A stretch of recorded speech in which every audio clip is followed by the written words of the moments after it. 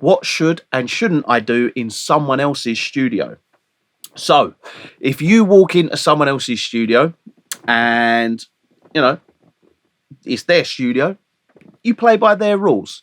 You obviously you go into any professional studio, and you know you you respect that studio. You respect what the space that you're in, and you are in someone else's. To like people like myself who have these lovely studios. These are these are our pride and joy. This is where I spend a lot of my time, and this all of this stuff that's in here is it's like my babies. All this stuff, I love all this stuff. So if you walk in here and start disrespecting my stuff, I'm not going to be happy. And so things like etiquette in the studio. So I'm going to base this on professional studios. You go into any professional studio. Now, if you've got a mix engineer, for instance, sitting at the desk, and he's got a drink and he's got it by the side of the desk, that doesn't give you license to put your drink next anywhere near the desk, right? Now, the difference there is that engineer knows he's not going to knock over that drink. He's not going to let's spill that drink onto his desk, right? He's just not going to do that. What it doesn't do is it doesn't give you license to put your drink there, because you potentially could knock over that drink. Now, if the engineer knocks over that drink, or that drink gets knocked over, for instance, and it goes onto the desk, then that's on the engineer. That's on him. He's left it there. It's his fault, right? If your drink goes onto that desk, you're going to be in big trouble. So this is a big no-no, right? Just because you see the engineer do it, don't kind of, don't think that it's follow suit and do what that engineer's doing.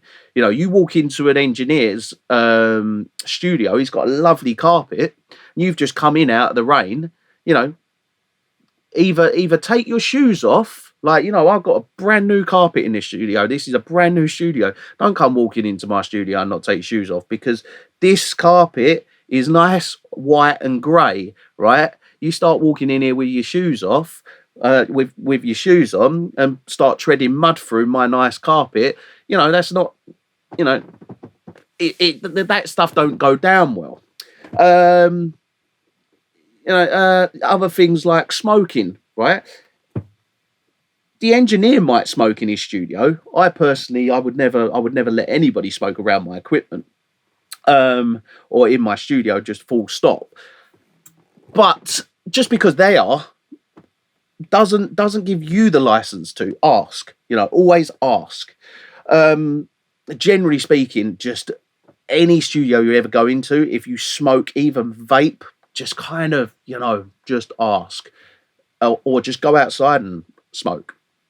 Other things in etiquette, it's just behave yourself. Don't make a mess. Things like that. It's all just simple stuff. Have manners. Respect the space that you're in, because you're in someone else's studio, and this is their space. Don't like treat it like you would your studio at home. This is their studio, and their studio has rules. Other things to bear in mind. I tell you what, one, and you get this a lot. If you work in studios, you will get this a lot. You get, and this annoys the hell out of me, right?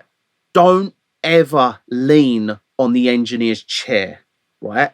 If you've got a polite engineer who's not going to turn around and tell you to get off my chair, right? The worst thing is, right, is when you're sitting at a desk like this and someone's leaning on your chair and you're gradually moving like this, right? And next thing you know, you're like this because someone's leaning on your chair and your chair's just moving around. And it's like, stop leaning on my chair. The other things like crowding over the top of the engineer. If the engineer's sitting there, like listening to music and it's coming from here, sit down, because you're just creating unnecessary kind of walls that the sound has got to hit, and it's just like, stop standing there, because you're blocking it. No matter what you might think, I am sat in the sweet spot, for instance, right? And sound's coming at me. If you're standing there blocking a speaker, or you're standing over there blocking a speaker, you are blocking the sound from getting to me. You are changing how the sound sounds. So, bear that in mind. Don't, especially in a Dolby Atmos studio, don't go and stand in front of the far left speaker, for instance, because you just, like, if you stand in front of a speaker, that speaker might as well be turned off, because you're dampening that sound so much and just changing that sound so much. It's just like, yeah, just that's one thing to bear in mind. What else?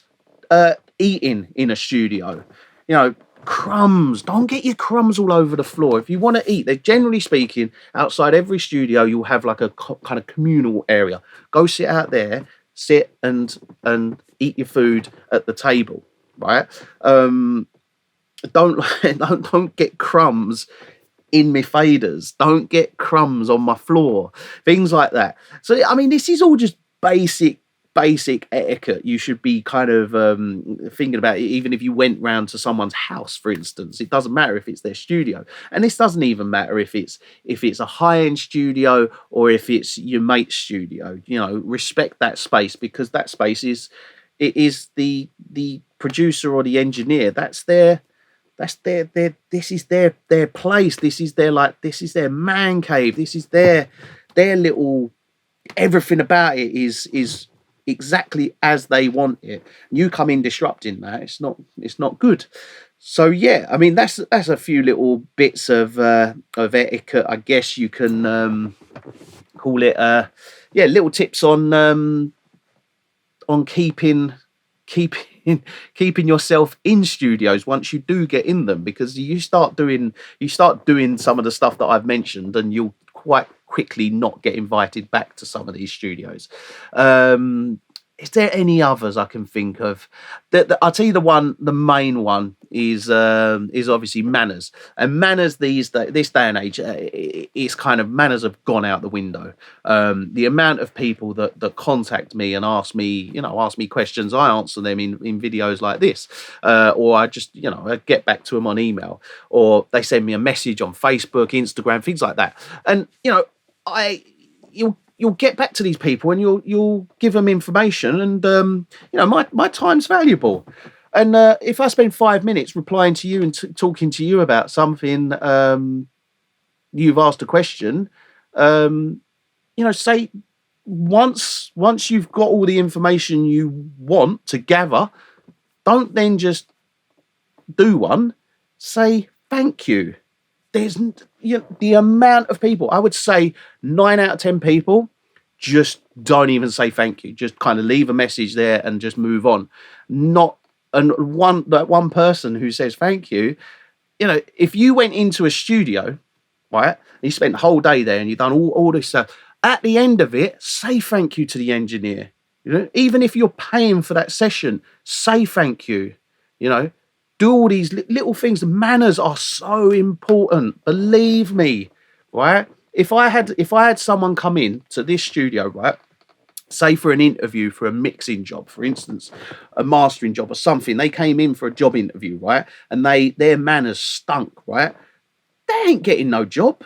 There's no way. I don't want to work with someone who hasn't got manners. Someone comes in, right, who's got the best manners ever, they've got much more chance of having of getting the job over someone who hasn't got manners. People who don't have manners are just You always say thank you. Always, even if you don't mean it, just say thank you to people. If they've taken time out to talk to you and supply you their time, then say thank you. It's not difficult. But the little things like that go a long, long way. Believe me. Because I've had people who, they don't have any manners and they've only been in here once. They don't come back because they aren't invited back. because they ain't got no manners. People who have manners, I've took them under my wing. I've taken them out places. I've done things with them because they're nice people, and nice people get things in this industry. Well, technically speaking, nice people get taken advantage of, but there's no harm in being nice in a studio. There's no harm in being a nice, genuine person who has manners, and manners will get you everywhere. That's the final thought.